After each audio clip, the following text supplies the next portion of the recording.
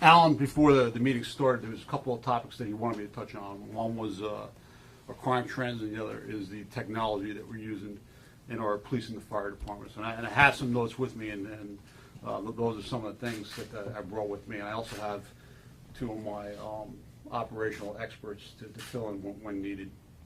The crime trends within the town have been trending down and lower for many years now. We're at historically low levels. Again, for 2013, evidenced by our last monthly report, we're down roughly about 12%. Now, that's significant in a number of ways, because one, we've already, when I give you a little bit of a historical perspective, when I started here in 1989, our uniform crime report, that's our report that we make to the FBI, and all police departments and all municipalities report their crime statistics to the FBI. And a lot of times you'll see that when you're reading the report in the newspaper. We were about 700 Part 1 crimes a year. That's your burglaries, your rapes, your robberies, your homicides, your arsons.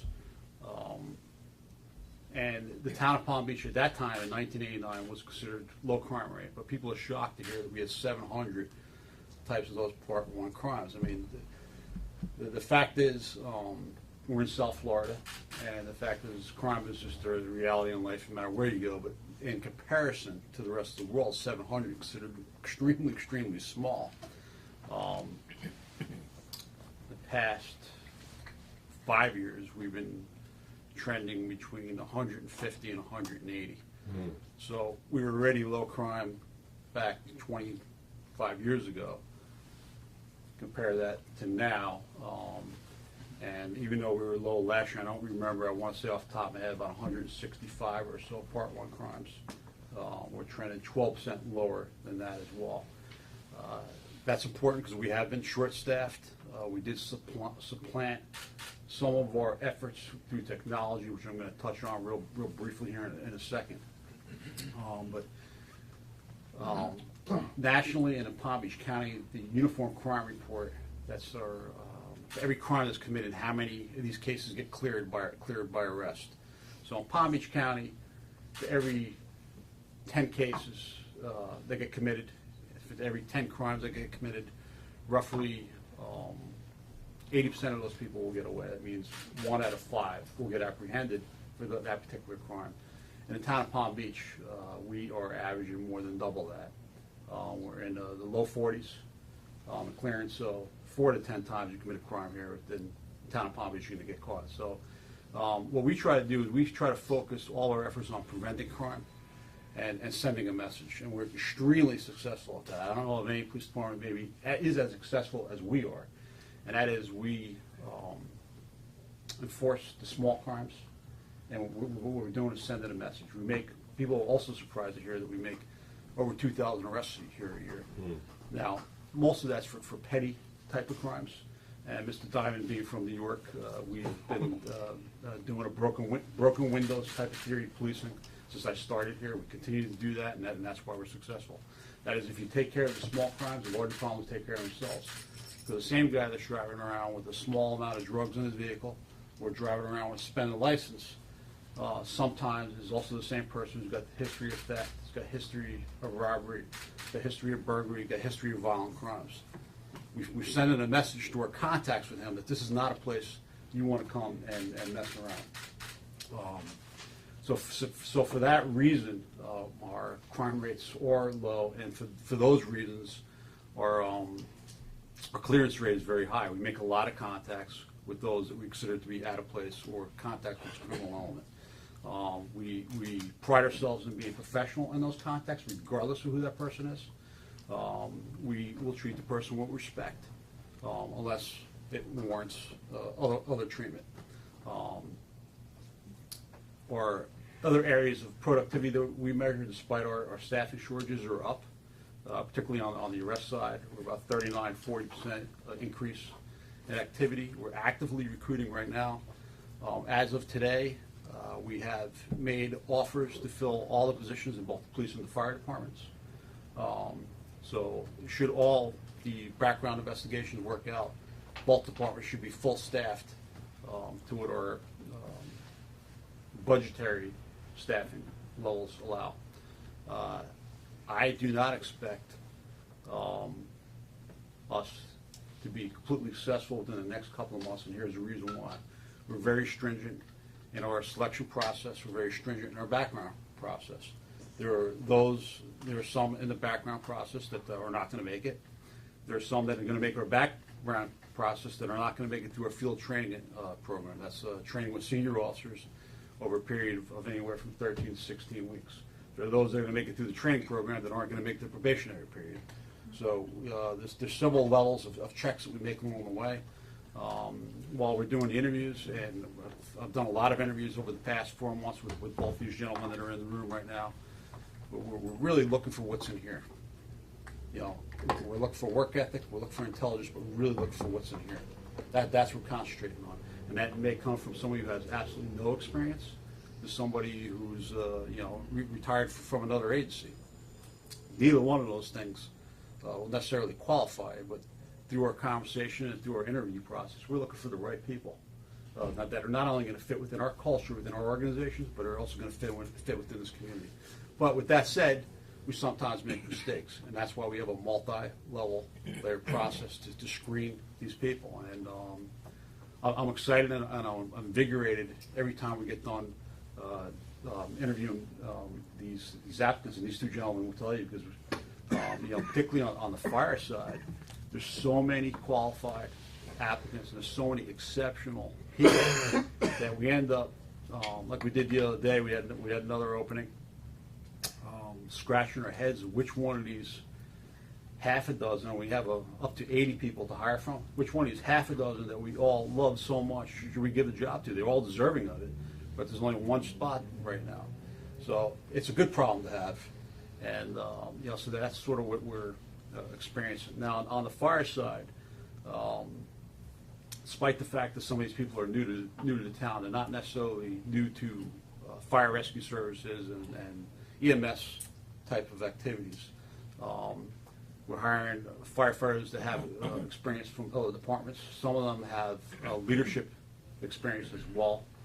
We've had applicants from captains and battalion chiefs that retired from their agencies that now want to come on and work for the town of Palm Beach Fire Rescue Department as a second career.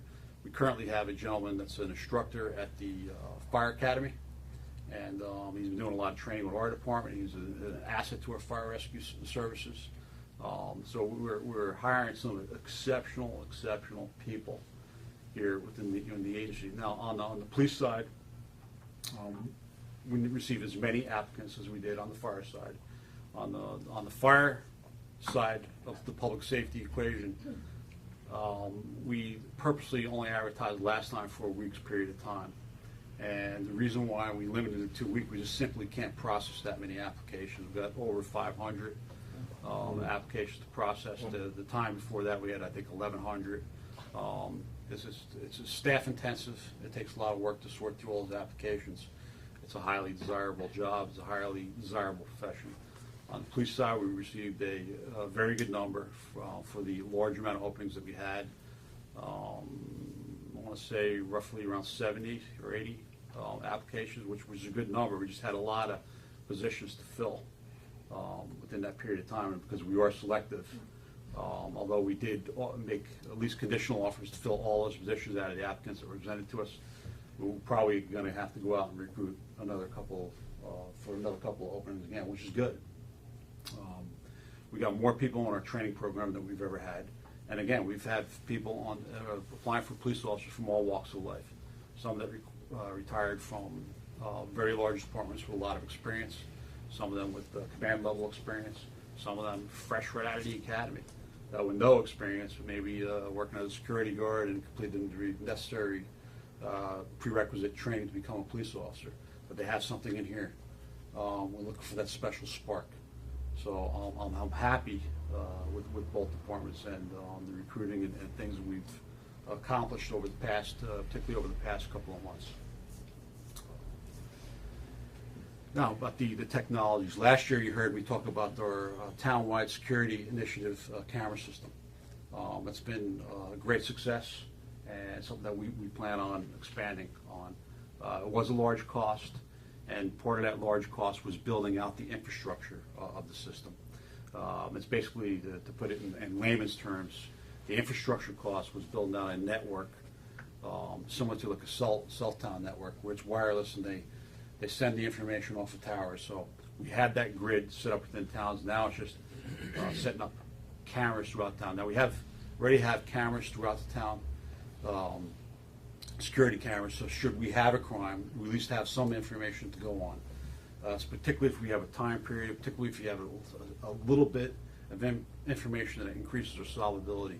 That little bit of information may be a blue Chevy or Hispanic male, so we can go back through all the footage and look through that. Now we plan on expanding the network, and as part of that expansion, we're planning to put the information out, because we're ready now for a public-private type of partnership. In other words, if a homeowner, particularly if they live on one of the main roads like County Road or Ocean Boulevard, or even if you live on one of the side streets, we're not asking for information on your own private security system network. We don't want it. It's just not necessary. But if you're willing to put a camera that aims out onto the street, and we can get the remote access to that one camera, that's only going to help the police department, and it's only going to help the community. So, with that said, we may have information on a suspect vehicle or suspect person, but depend on the location or where we capture some of the footage. If the footage is from a distance, it's pixelated, and then the closer we get, sometimes we lose some of the fine detail we're looking for. But sometimes they may pass the location where the camera's right there, and we're actually installing one of these cameras with a public-private partnership right now on Worth Avenue, right there on the corner. Linda Gary Real Estate is putting one on the Worth Avenue and putting one on County Road. So we do have retail types of crimes committed there. And we may have the footage anyway from the cameras we have, but it's just another camera or more information for us to go through to look, see if we can get further fine detail. So those that have them on their street, if you have a crime committed on the street, it's a good chance that's going to help us in the solvability, because now I may only need to first start with just the information of the vehicle or foot traffic on your street or bicycle traffic on your street. Whereas if I have to go out to one of the main roads, I may have 100 cars every 10 minutes that I have the information I need to sort through. So those are some of the things that we look to expand upon, because these cameras are, there's nothing better. Does this work with direct connection? Let me touch on that in a second. Something else? That is something else, and I'm glad you mentioned that. So the camera system's been a great success. We've had a number of crimes we probably not would have, despite our high clearance rate, we probably not would have solved. There just was no solvability factors whatsoever, but we have them on camera. It's that simple. We get groups that drive up from Broward and Miami, and they'll continue to drive up here. The well is deep here, and they know that. And so they'll come in off 95, they'll do, break a window on something, steal your purse, and they're off. The crime, they may only be in Palm Beach for a matter of minutes. We have very limited information and intelligence to go off of. But when we got them on camera, crouching between cars, and we could see them smashing windows, grabbing, and then we get the vehicle tag, and when we got them on camera, it's hard for them to fight that in court. They're done. But more importantly, and remember when I said this, we're all about crime prevention. That person who's successful, they're going to come back to the well because they had a good take here. They can break into 1,000 houses in West Palm. It's not going to equal to one, nice house over here. So if they're successful, they're going to keep coming back. But when we thwart their success, they're not coming back. So even in cases where we couldn't make arrests, but we've identified the perpetrator, we sent them a message, you're not coming back. To answer Mr. Diamond's question about the direct connect, that's another initiative that we're rolling out this season. We're actually rolling it out right as we speak. We've acquired the technology, and the direct connect is essentially this. You have your alarm system for your house, and that's your alarm monitoring company. So if the alarm gets set off at your house, the alarm company is going to call the homeowner, they're going to call your emergency response person, and they're going to ask for a code. They're going to try to make some contact there. Well, the problem from a law enforcement perspective and from the homeowner's perspective is there's a delay. There's an 8 or 9 minute delay by the time they try to make contact with someone at the house, and then they decide to call us. Well, we're Barrier Island. All the things I'm talking about that work to our advantage, particularly with the camera system, there's a disadvantage because I'm long You know, I'm in Boynton Beach on 95 by the time we get the phone call. It's easy to get off, it's easy to get on 95, and it's easy to go to where they're going. So with the Direct Connect, you still have to have your alarm system. We're not getting into the alarm monitoring business. I'm in the law enforcement profession, and we're not going to accept the liability if the alarm's not working and all that. We're not going to do repairs. But with the Direct Connect, simultaneously it will notify your alarm company, and simultaneously in real time it will notify the police department. So our police response is going to be immediate. There's no delay. Matter of fact, we had an alarm recently where there was somebody that was a burglar committing a crime.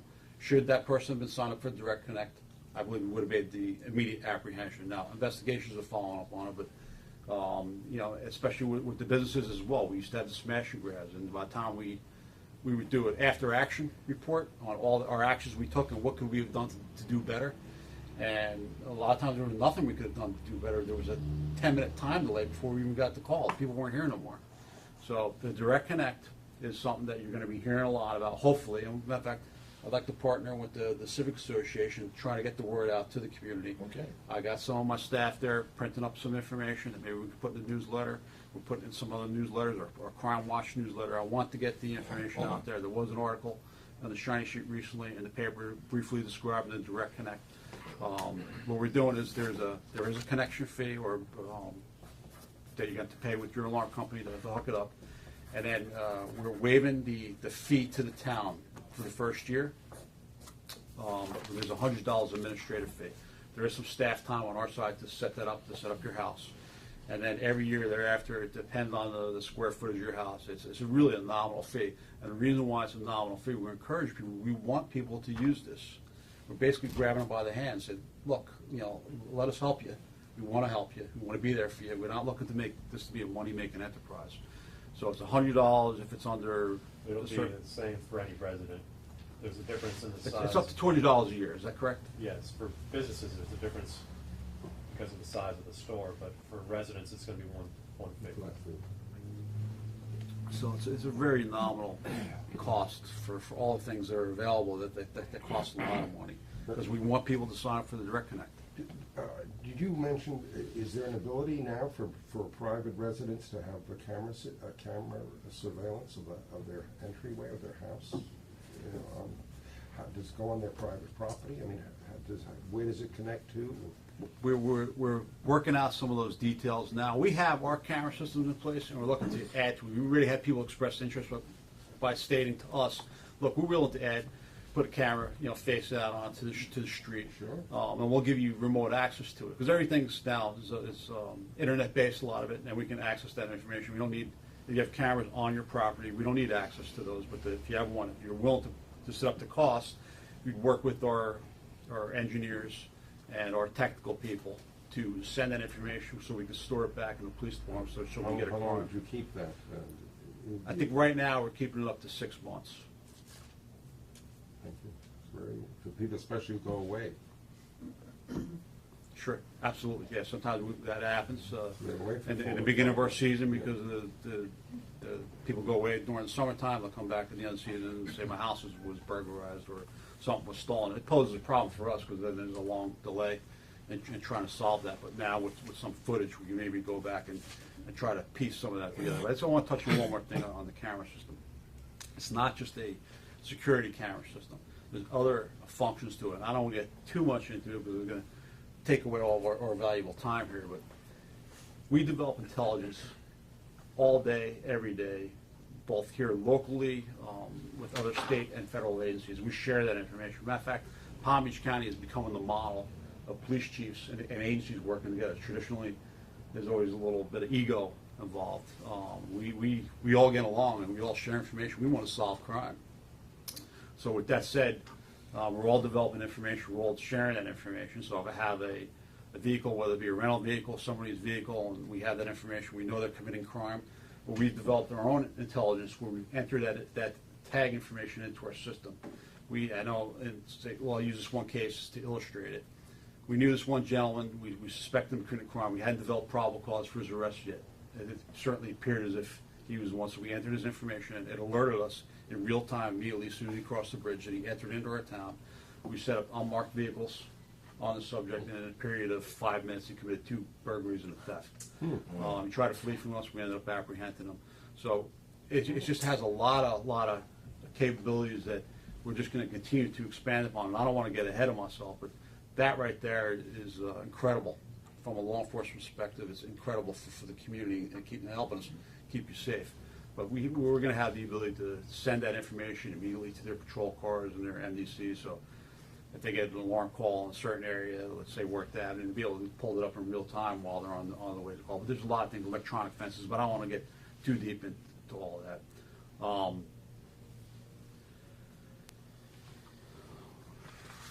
Where do I start? I got a lot of information. A telemedicine project is something that we're working on. You might have heard me mention it last year, and essentially what that is communicating with the emergency room at the hospital from our fire rescue vehicles. Our paramedics will be able to communicate through a iPad type of device within the emergency vehicle. It was recently HIPAA approved, meaning that we're allowed to share that medical information. That's important. There's always, people don't realize there's always little hoops that we need to get through, and so hopefully within the next 6 months. So I'm not aware of any fire departments that's using that. I see that probably being used everywhere eventually, but we're always looking to be cutting edge, to be the first. Good Sam has already agreed to participate in this. That's one of the things that we're excited about. I think it will improve the level of care. Having a physician on the other end, given the vitals, and we're giving him the information and telling us maybe what the next step is.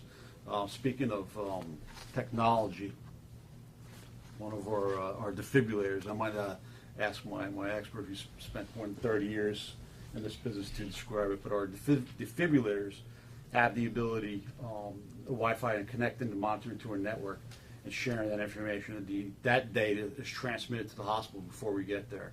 I think that's what the EKGs as well. It all goes right to the emergency room. So we're only getting better and better and better, and some of this is through technology. We have even though I'm the spokesperson for all this great work that's being done, we have an excellent, tremendous professional staff. Command staff is always looking for these things and then putting these things together to improve the quality of care within the community. Chief, can I ask you a question? Sure. With the light coming over the bridge, when you go to the right coming over the north bridge, you have a light there. It says no turns on red, and sometimes there's a backup. So my question to you is that an emergency truck, fire truck comes over that bridge trying to bring somebody to Good Sam Hospital. Is the police department with Palm Beach working with the police department of West Palm as to what they do if there's a backup with those cars coming off the bridge? Well, we have multiple things. It's a multi-part answer, but our fail-proof is always going to be boots on the ground, and that's also something I want to touch on after I give you this answer. But the police and the fire department work closer together now than they ever worked. Our command staff gets along great. We're constantly sharing information. We do joint training on things. So things like this, when it comes to getting someone off the island, we've had these cases, particularly when the North Bridge was out and the traffic would get backed up sometimes for a mile. That information is immediately coordinated with both police and fire. The police officers will get out there and man the intersections. We'll close down the opposite roadway, like we've done on Royal Palm Way. We'll close down the eastbound lane, completely shut it down for eastbound traffic, and we'll use that as an artery to get the traffic off the island. We've done that now, I think, 3 times successfully without any problems whatsoever. So that's one way. That's always our backup to the backup plan. The Trauma Hawk's another thing. We have an agreement worked out with the county that any time it's going to improve the level of care to one of our patients. Doesn't matter what the call is, but if we're in a traffic type of situation where the traffic's congested and we have trouble navigating, they'll come, and we've increased our helipad spots in town as well. So we have multiple spots throughout town where the helicopter can land and we can get the patient off the island and to the hospital. Other things like Opticon is probably another piece of technology. Again, I could talk about technology things all day, but Opticon is another thing If there was any positive things that came out of the North Bridge being closed, Opticon was one of them. It was provided to us free of charge by the county. It's very expensive. And, I'm sorry? Oh. Opticon, what it is, it's a piece of technology that we have in our fire rescue apparatus that communicates with the traffic lights, so it preempts them. So if it knows when the truck is coming, it'll automatically give us a green path, a go. It'll stop the traffic, competing traffic from the other side. So all the lights on county roads. So if we have a call between our North Station and our Midtown Station, those paths for the Middle Bridge and the North Bridge are cleared, at least with the green light by the Opticon. Now, we may look to expand that because this way it works tremendously, and it's just a tremendous advantage in increasing our response times. So hopefully I answered your question, and it was a lot more elaborate than what I gave you. So does Opticon work on that specific light he's talking about, since it's a West Palm Beach light? Some of the West Palm Beach lights are on the Opticom system as well, but the lights here on County Road and Royal Palm Way are the lights that are on our Opticon system right now. Now, if we want to expand that and they make more, then it's something that we'll submit to the council as a budgetary item for next year. But I touched on our response time and how important that is to a fire rescue operation, particularly when there's a stroke, heart attack, blunt trauma. If every minute that goes by, you decrease your life expectancy in the serious call by 10%. So it's critical we get there as fast as we can and at least get some immediate emergency care to you and get you to the hospital as fast as we can too. So the things that we can't control are the travel time. The travel time is travel time. Of course, we drive a little faster than the speed limit with our lights and siren, but there's only so. Then you drive too fast, then you present sometimes an additional risk to the community. So you have to try to balance that. So the travel time is travel time. So the thing we focus on now is the turnout time. So the turnout time is from the time that we get the call to the time you get your gear and you get on the truck and you go. So we've been able to decrease, by focusing on that, decrease our total response time by 20 and 24% for EMS and fire-related call. That's significant. That's 20-something% faster. We were already fast. So we've even increased on that. We're constantly paying attention to that. We're constantly trying to tweak that. We're constantly trying to pay attention to not only the technology, but the personnel part of that, to make sure that they're moving as fast as they can and they're getting to the call as fast as they can. So with the part of the response time is also sending resources and sometimes sending the necessary resources to the call. Or the fire department's approach to calls, fire and EMS calls in the past would be to send all the resources, because we don't know exactly what the call is until we get there. Sometimes the information being communicated over the phone is not necessarily the information that's being dispatched. So rather, to be safe rather than sorry, they would send a multi-layered response. It's really unnecessary. It's a waste of resources. Sometimes it may deprive us from responding to another call because we moved that asset to a place we really shouldn't be. So what we did is we looked at some technology, some software called the Priority Dispatch. We applied for a grant which we received from 9/11 funds at Palm Beach County. And the Priority Dispatch is a set of algorithms that are set up by medical doctors, and it prompts the dispatcher to ask the right questions from the beginning. And they have a script to go on. If they ask the right questions from the beginning, we can ascertain the right information, and based upon the right information, we can send the appropriate response, the appropriate resources, not unnecessary resources.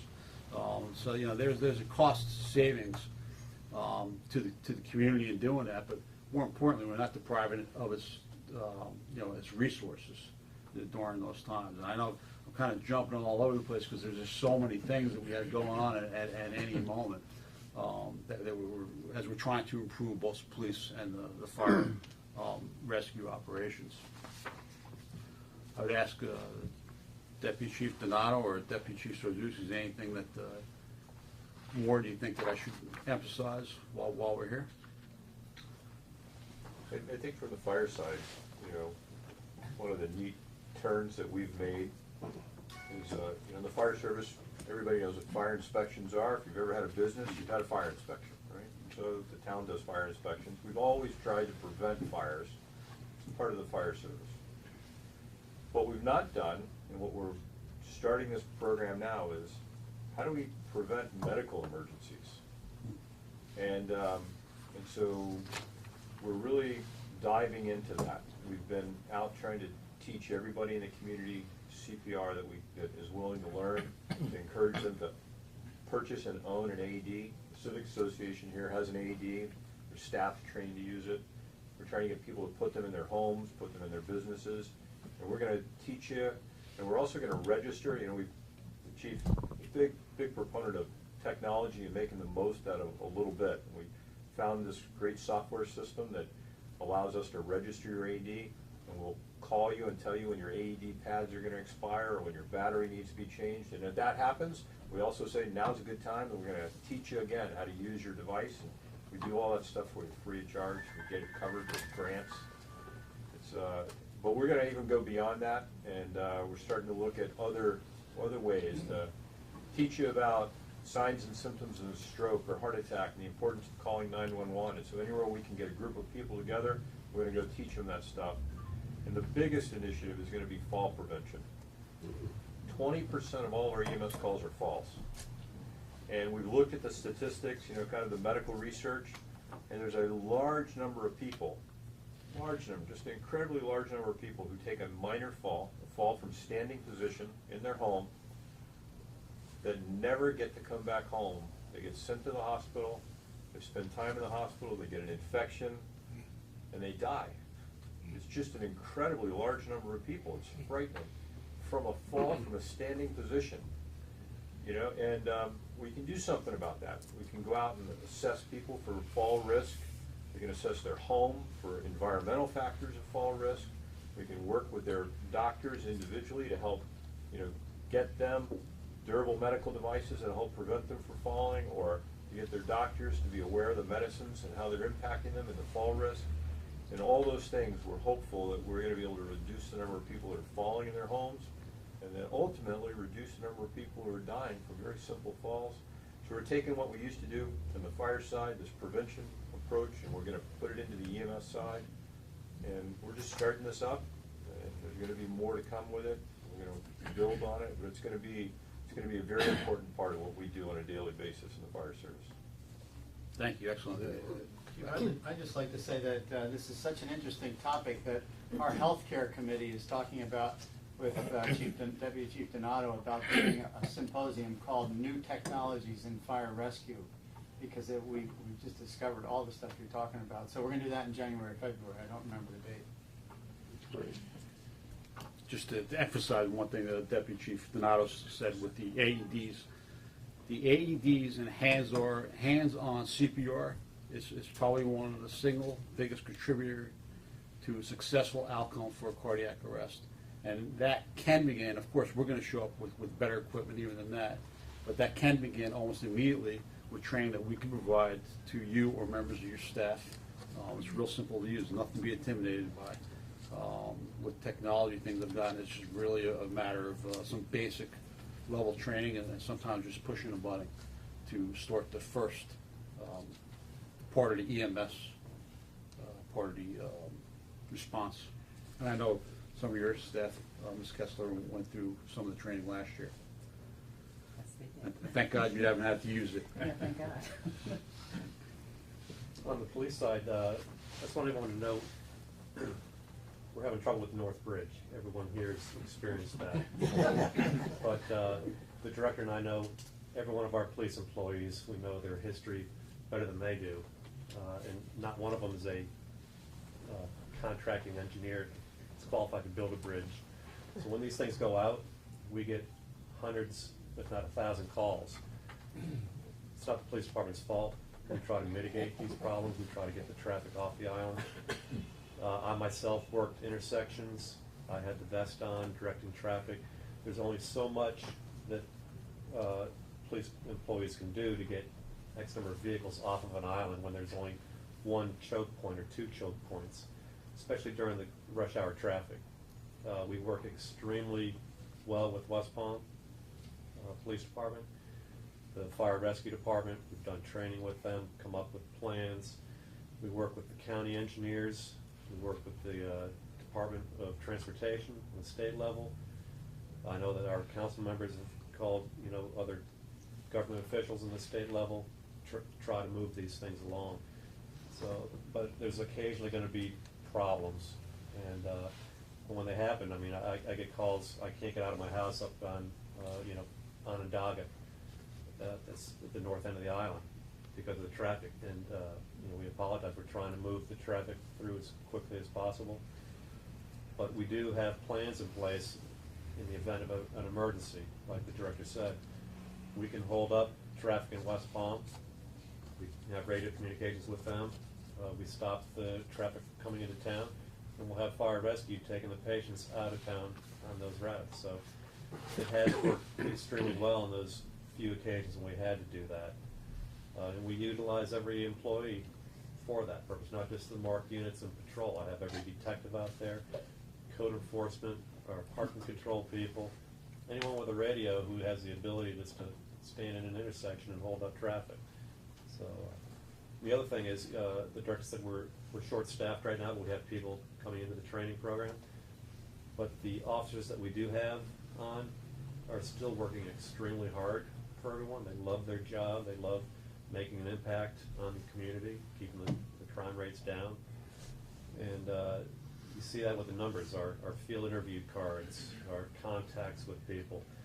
And you really wouldn't realize how this sleepy little town with nothing that ever goes on, the amount of times we get tested throughout a week for things. And it's an amazing group of people we work with, and we're very proud of their efforts.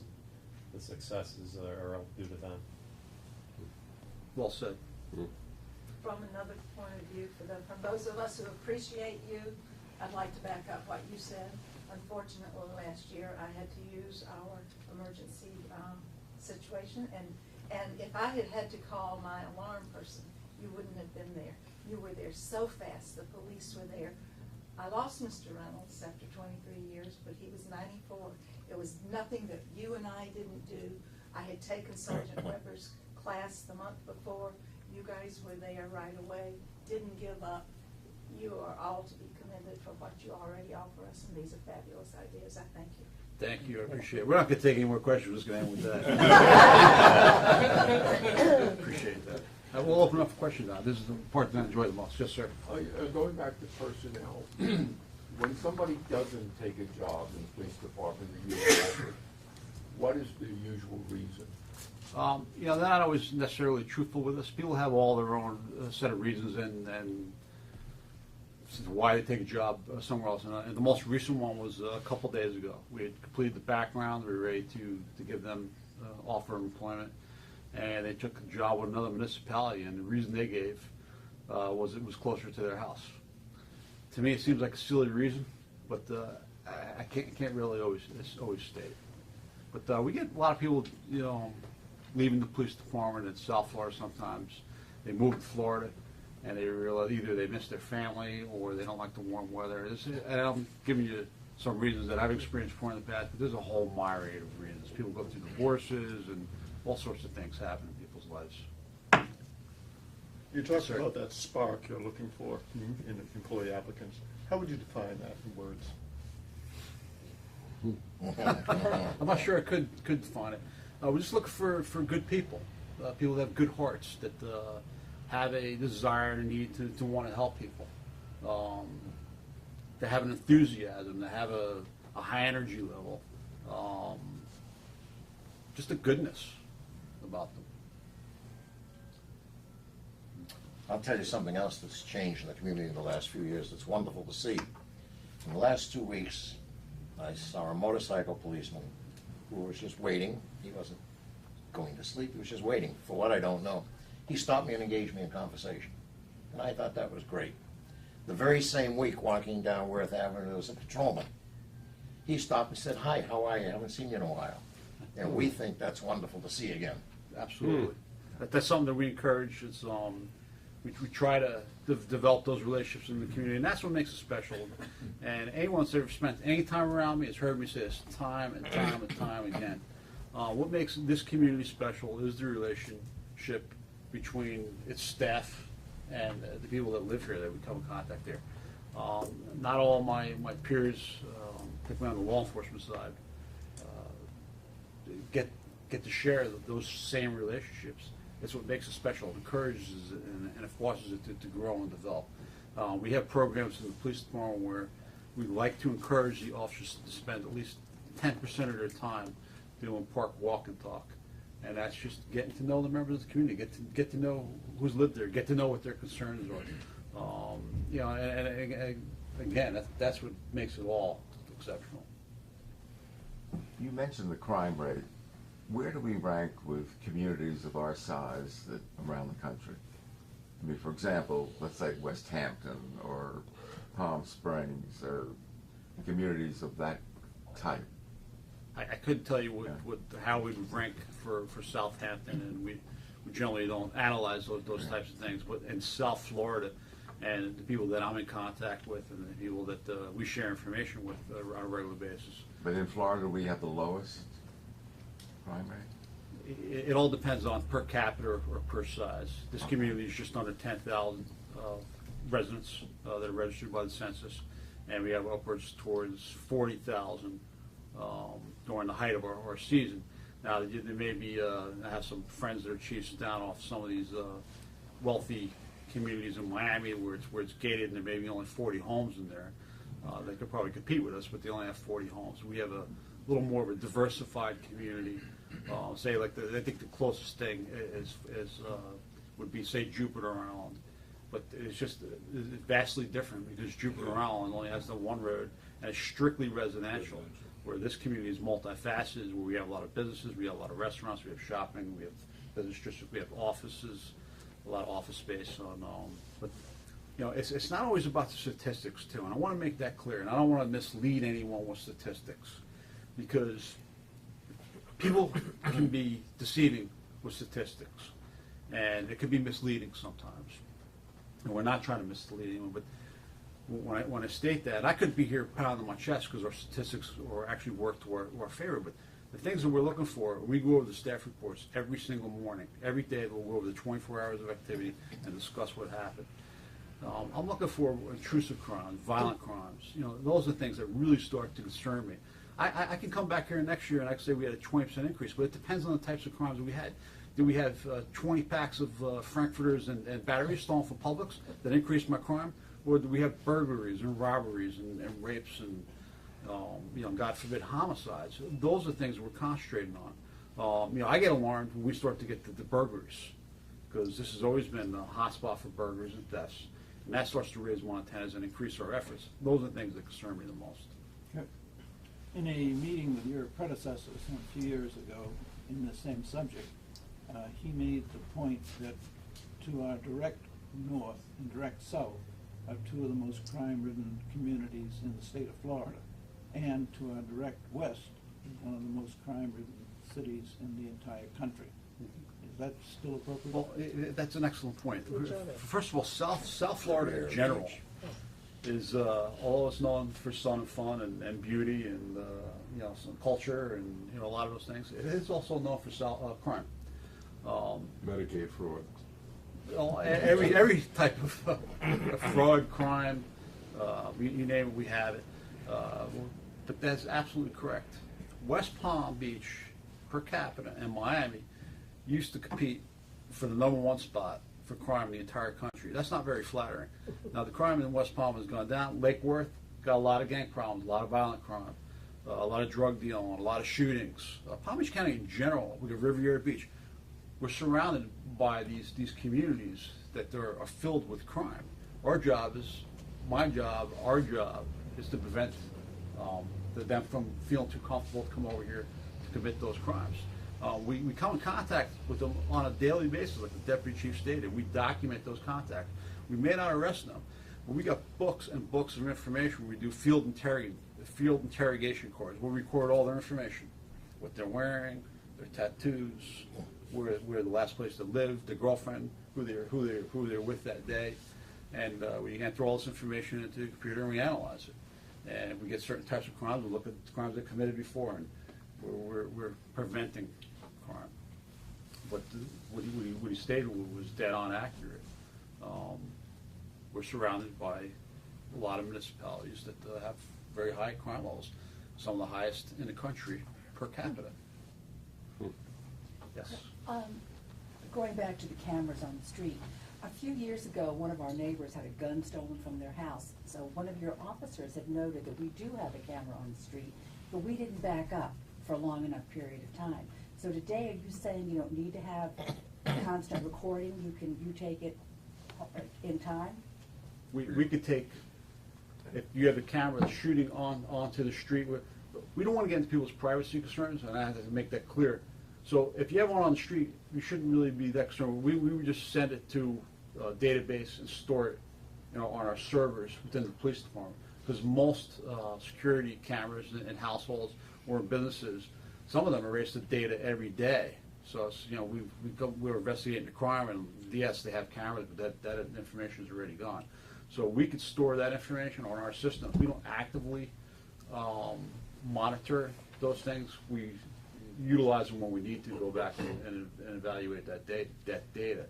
So we're looking to work it out with the companies. If somebody wants to put up a camera and send that information, bounce it off of one of our towers and send it to our police department, we would store that data. So in a situation like that, Did you say the you store it information for will still be 6 there. months? Did you say that earlier? Yes. 6 months. Yeah. Great. I was going to ask a little question.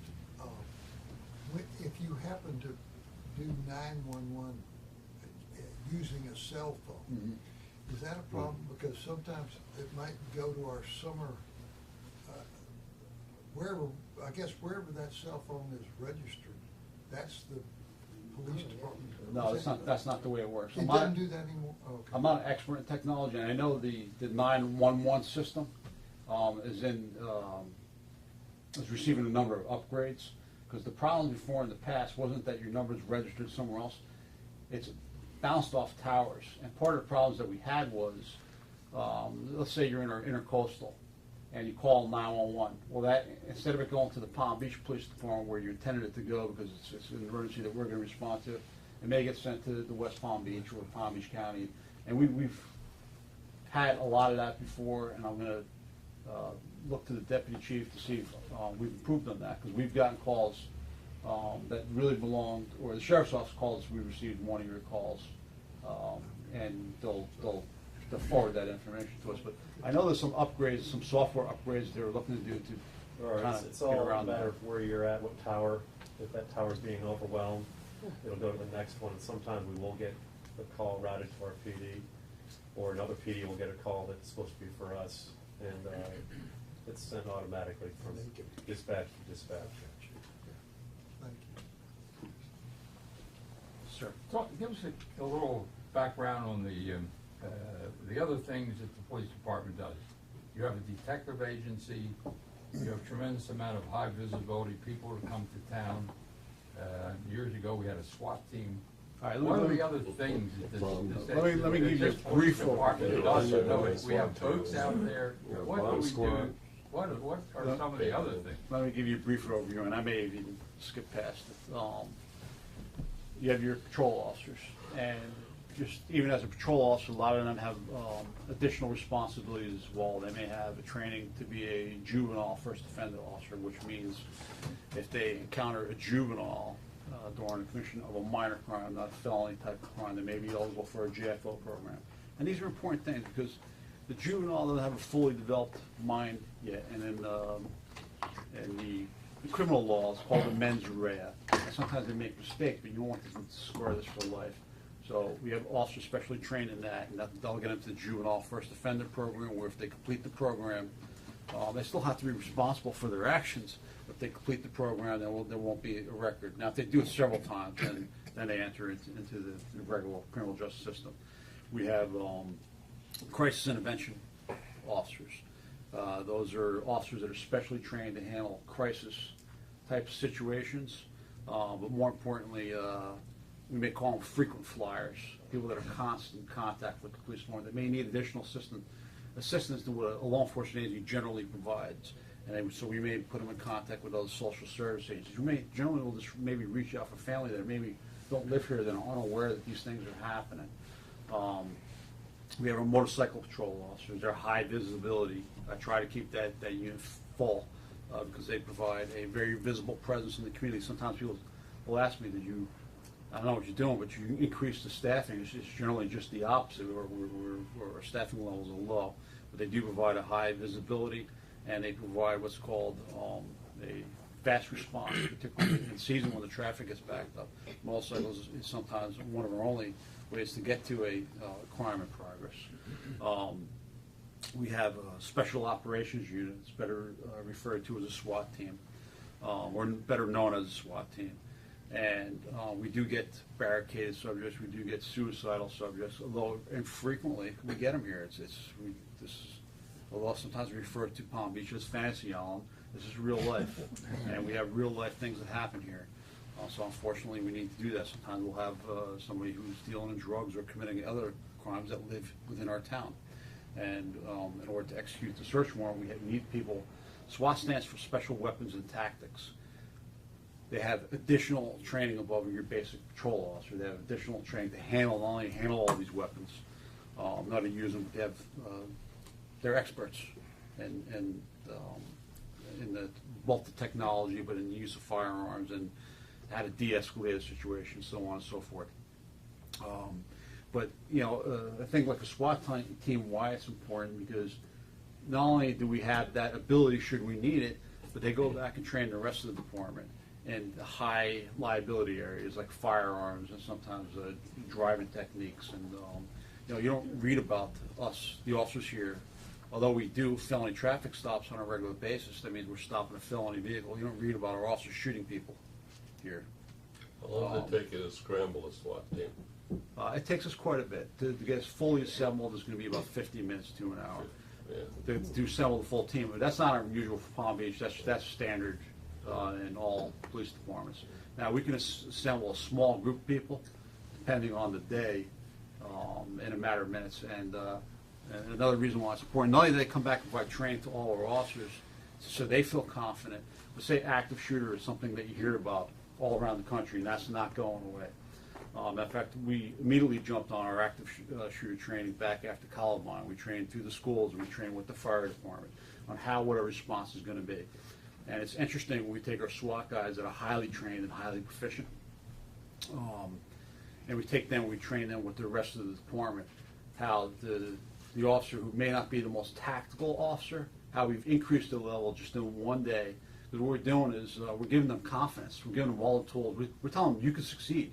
You're going to have to go in. The days of us waiting for a SWAT team to come in and handle the situation, those days are gone. That's not happening anymore. That's what happened in Columbine. They sat and waited. You have to go in. You're going in, and you're going to handle the threat, and you're going to take care of the threat. So we give them the tools, the training with the SWAT team, whereas we're going to assemble a team of 3 or 4 officers, they're going to win. Because we train them not only on how to use the weapon, but tactics on how to approach the situation. Do you have any armored vehicle of any sort? We do. We recently acquired, within the past 3 months, a Humvee, fully armored Humvee from the federal government. They are now, a lot of military surplus going around. Our military is so large that things get misplaced. Apparently there was hundreds of Humvees sitting in containers somewhere that, although the thing, I think it was 8 or 10 years old, it had like 300 balls on it. We paid $1,500 for it. We spent another couple $1,000 painting it. So now I have a fully armored vehicle, should we need it, sitting in the basement of our garage. And it's pretty cool looking too. Yeah. But the real reason why we got that was during hurricanes. It's harrowing during the height of a hurricane. Mother Nature can be pretty intimidating, as tough as I think I am. At the height of a Category 4 hurricane, and now you're getting a call when we told everyone to evacuate. Not everyone does. And we'll get a couple of medical calls saying I'm in trouble.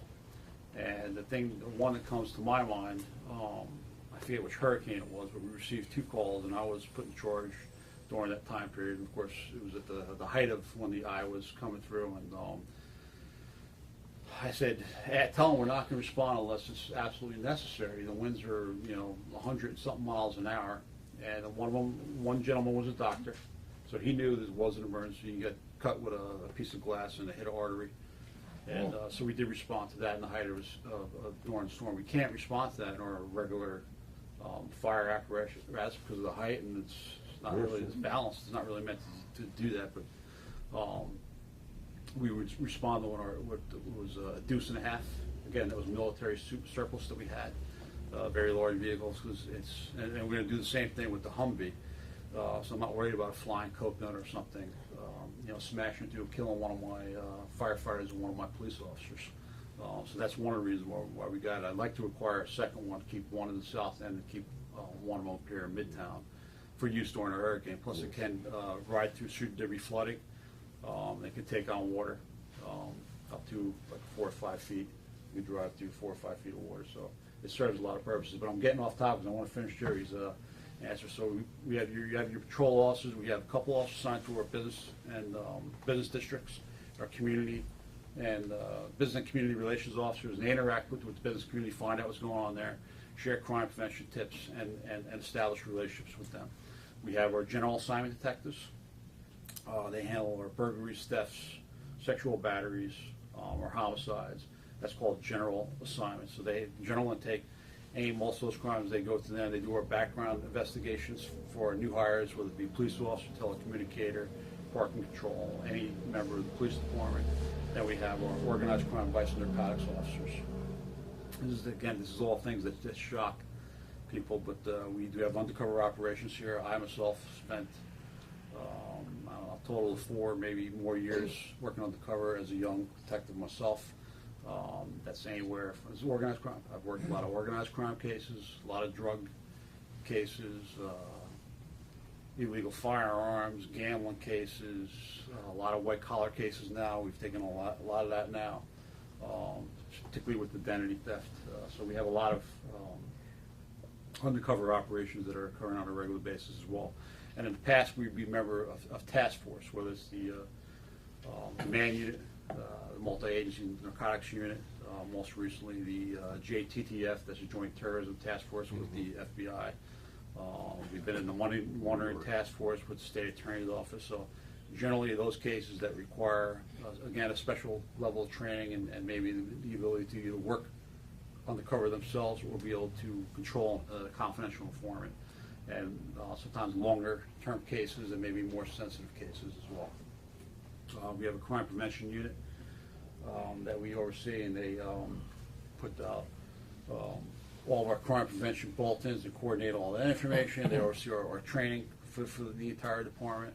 We have a code enforcement unit, and we have the parking control unit with all housed within the police department. And we handle all the communications for the town through the police department as well, for both police and fire. All those calls get come in through our dispatch and get disseminated from there. How do you handle the Palm Beach is known as the ATM for political contributions, and that means that we get, I believe we get everyone here from the White House all the way down to statewide, local officials, always coming here raising money either in private homes or at some of the hotels. Is there any sort of protocol? Do you know what's going? Even the private homes, do they tell you, or do you know? Yes, generally, I don't think there's ever really been a case from a high-level dignitary. Some of the lower-level dignitaries, even then we get notified on. We just our participation level may not be as great. Right. We work very closely with the State Department and the Secret Service to provide some protection from them. They generally request more protection from us than we're willing to provide. Because it's a drain on the resources and it's costing our taxpayers. And with all the restructuring we've done recently, these are the conversations they've had. They want to utilize our people because our people are good, and they're familiar with the territory, they're familiar with the clients, they're familiar with the people who live here. So we always provide some assets to them to work with them. Particularly every president, I've met every president for the past probably 4 terms. They all come here. All the politicians, whether you're Republican or Democrat, generally come through here to raise money. And, you know, a lot of other high-level dignitaries regularly come through town. Some of it is in the paper, some of it's not. Some of it just quietly working behind the scenes. But we'll always provide some level of assistance, maybe just not as much as before as we have in the past because we've restructured. Okay. So we rely on the federal As government. long as you know what's going on in the private homes, absolutely, that's sure. the We have joint meetings and Right, Michelle? we have a joint meeting with them, and we generally work the plans together. Right. From, right from the time they land in the airport until the time they're getting back to the airport, we'll coordinate our efforts during that time. Do they allow you to work with FLETC and get some training down there? Absolutely. FLETC, we haven't done any training at What's FLETC that? in a long What's time, that? but it's a great Federal training Law facility. Enforcement Training Institute, Oh, Glencoe, Georgia. yeah. Victor, Good place to we have want it. to wind this up in a couple of minutes. Let's Yeah. just take one or two more questions if they're out there. Yes, sir. What is the department's policy on clearly out-of-towners coming over the island and fishing off the lake trail?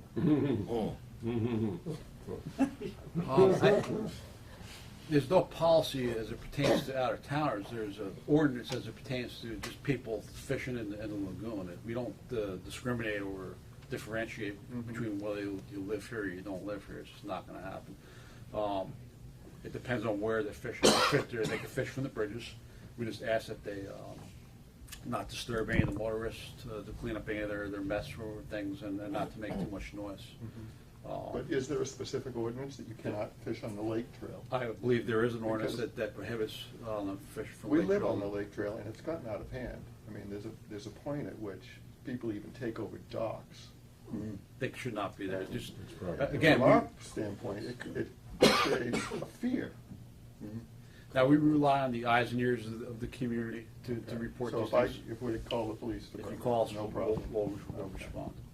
Ed, can I ask the last question, quickie? What's your weirdest 911 call?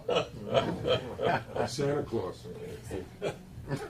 Wow, we're just now on that call. And you know what it is? I think nothing's weird to me anymore. I'm so I've been so desensitized that just nothing's odd to me anymore. Only the Thank you council. very much. It was a wonderful discussion.